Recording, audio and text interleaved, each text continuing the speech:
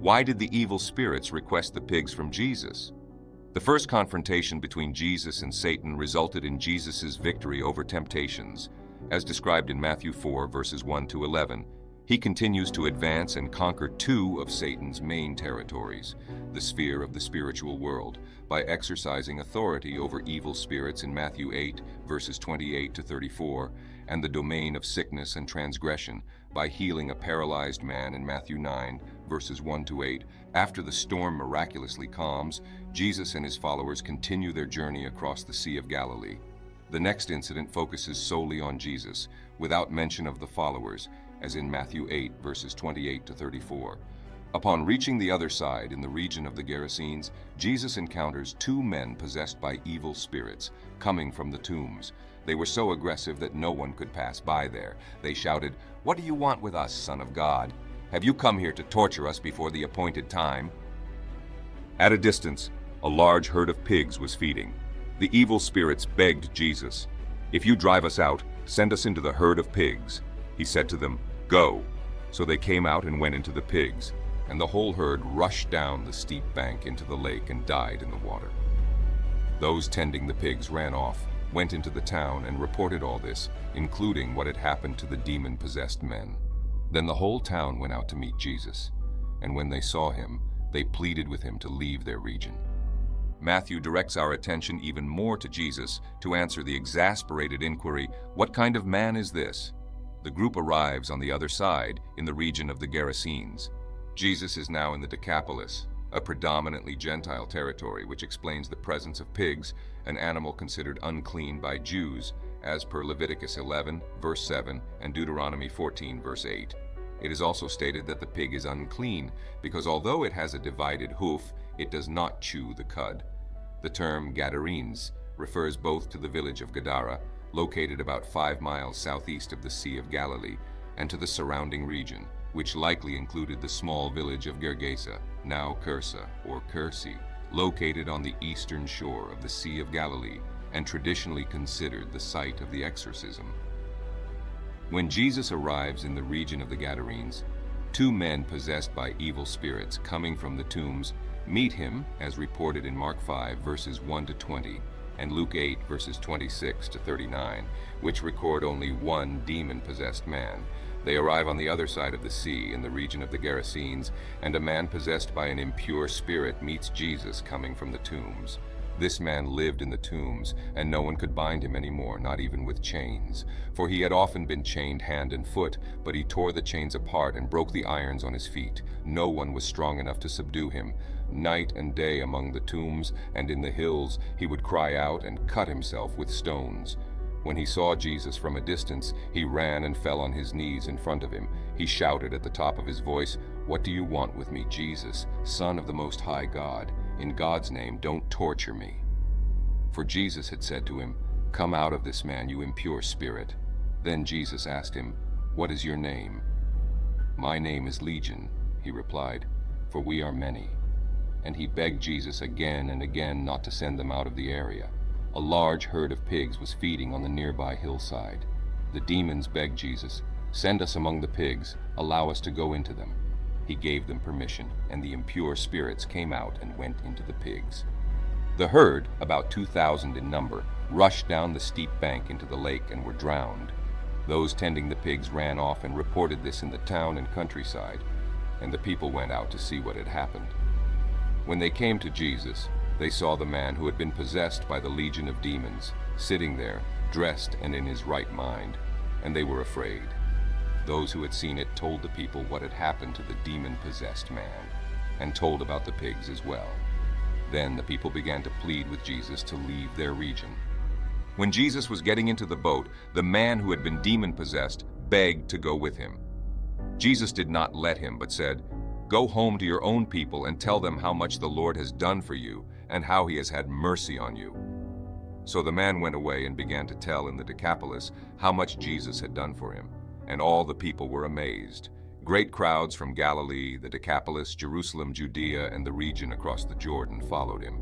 The situation was perilous, as the two men were so aggressive that no one could pass that way. They were known and feared by the general public. The evil spirits, like Satan, quickly perceived Jesus' status as the Son of God, as described in Matthew 4, verses 3 to 6. This is a title that the followers will eventually use when they develop a better understanding of his uniqueness as the one whom the Father revealed to be his beloved Son, as in Matthew 16, verse 16, Matthew 14, verse 33, Matthew 3, verse 17, and Matthew 17, verse 5. But coming from evil spirits, the use of the title announces their recognition that another territory of Satan, the spiritual world, is being invaded and dominated. The evil spirits contrast with the followers in verse 27, as they know who Jesus is. However, despite this understanding, remaining evil spirits knowing Jesus but hating him is demonic. The question the evil spirits ask Jesus can be both harsh and gentle, depending on the context. In Mark 1, verse 24, it is presented in a hateful and fearful manner. The title Son of God probably should be understood in its richest sense. The evil spirits recognize Jesus not only in terms of his power, but also his person. He was the Messiah, the Son of God. The second question indicates that the demonic hosts will be tortured and rejected eternally, as in Jude 6. In asking the question, they acknowledge that Jesus is the one who will perform this judicial duty at the appointed time, thus confirming the full meaning of Son of God. Jesus limiting their activity before the appointed time indicates that the expulsion of evil spirits by Jesus was a sign that the kingdom was drawing near. These evil spirits seem to be well aware of a predetermined time for the judgment of Satan's troops. "What do you want with us, Son of God?" they cry out. "Have you come here to torture us before the appointed time?" This foreshadows the arrival of the kingdom as well as the invasion and conquest of Satan's territories. Despite the fact that the hour of final judgment awaits Jesus' return in glory, as in Matthew 4, verse 17 and Matthew 12, verses 28 to 34, the evil spirits beg Jesus to accept their proposal, which he does. After receiving permission from Jesus, the evil spirits leave the men and enter the herd of pigs. When the evil spirits entered the herd, the pigs went berserk and rushed down a cliff into the Sea of Galilee. Ironically, the evil spirits' attempt to avoid eternal punishment led to the destruction of their earthly hosts. Jesus had no reason not to accept their proposal, as it served his purposes. First, it resulted in the liberation of the men from the evil spirits. Second, the pigs were unclean creatures according to Jewish tradition, thus an appropriate emblem and safe haven for the evil spirits. Third, accepting their proposal did not alter the evil spirits' final destiny on the day of judgment. Therefore, Jesus accepted their proposal, as the evil spirits were essentially doing Jesus' work for him. More importantly, Jesus was not sinning by accepting the evil spirit's suggestion. On the other hand, Jesus' encounter with Satan in the desert was entirely distinct. If Jesus were to accept Satan's demands, he would fall into disobedience. As a consequence, Jesus rebuked Satan with scriptures and refused to comply with Satan's demands. That's the main difference between the two cases. The demon's request in Matthew 8 didn't lead Jesus to sin, whereas Satan's demands aimed to lead him into sin. The demons begged to be sent into a nearby herd of pigs, which wouldn't be an undesirable idea for Jews, who considered pigs and demons in the same category. Jesus warned his disciples not to waste precious things on pigs, as in Matthew 7, verse 6. According to Peter, impostors are people who will return to their pagan nature, as in 2 Peter 2, verse 22. However, since the eastern shore of the Sea of Galilee is a Gentile area, it wasn't a wild herd, but pigs being raised for the market. Their owners would be devastated if they lost such a large herd, which Mark estimates to be around 2,000 in Mark 5, verse 13. The demon's request to enter the pigs serves an additionally fatal purpose. Demons are known to wreak havoc and torment God's creation, and do everything possible to fuel hostility against Jesus and his invasion of Satan's territory, as in Matthew 17, verses 14 to 20. The destruction of the pigs leads the Gentiles in the region to ask Jesus to leave, as in Matthew 8, verse 34. This response is a sad reflection of their inverted values. As one commentator has stated over the centuries, the world has rejected Jesus because it prefers the pigs. Jesus doesn't annihilate the demons. Instead, he allows evil to run its course in this world until the day when everything will be corrected. The outcome of the exorcism is not mentioned in Matthew, but Mark and Luke observe that the man, now freed from demonic control, pleaded to join Jesus.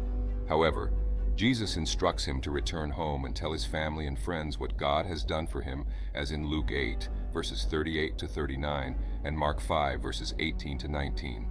Seeing the disciples with Jesus, the former demoniac desires to be like them, but Jesus sends him back to his homeland to testify. In a sense, the 12 would be fishers of men. But among his own people, this Gentile, now a follower of Jesus, would be a fisher of men.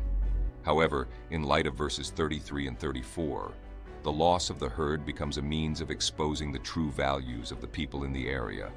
They prefer pigs over people and swine over the Savior, as in Matthew 8, verse 34. This verse reveals the sinful nature of humanity. Jesus had just cast out demons from 2 men and sent the evil spirits into a herd of pigs that rushed down a cliff into the sea, where they drowned. When the herdsmen reported what happened to the individuals in the nearby town, the whole community was furious with the Savior.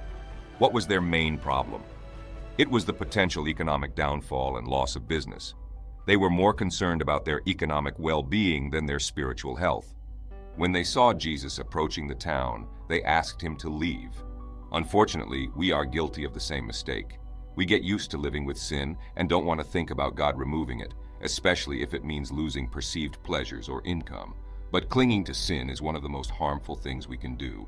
The outcome of this story is significant in its overall meaning.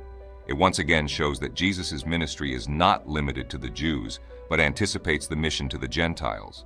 It also shows that opposition to Jesus is not exclusively Jewish. In this sense, it confirms that the opponents in Matthew are not determined by race, but by their response to Jesus. Reflecting on our tendency to sin and the resistance to allowing God to remove it, especially when it implies the loss of pleasures or income, is deeply rooted in the Scriptures. The Bible often addresses the conflict between earthly desires and obedience to God. In Matthew 6, verses 19 to 24, Jesus speaks about the impossibility of serving 2 masters, emphasizing that we cannot serve both God and riches.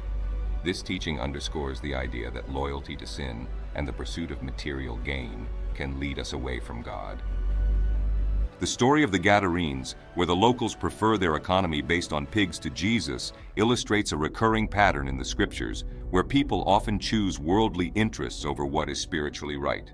In Romans 12, verses 1 and 2, Paul urges Christians not to conform to the pattern of this world, but to be transformed by the renewal of their minds, so that they may discern the will of God. This suggests that resistance to sin and spiritual transformation are fundamental to the Christian faith. Jesus' ministry, extending to the Gentiles, is a central theme in the New Testament. Ephesians 2, verses 11 to 18, discusses how Christ removed the barrier between Jews and Gentiles, creating in himself a new people. This inclusion of Gentiles in the promise of salvation reflects the universality of God's love and mercy. Opposition to Jesus and his message is not based on ethnicity or cultural origin, but on the willingness of the heart to respond to him. The narrative in Matthew also highlights that opposition to Jesus transcends racial and cultural barriers.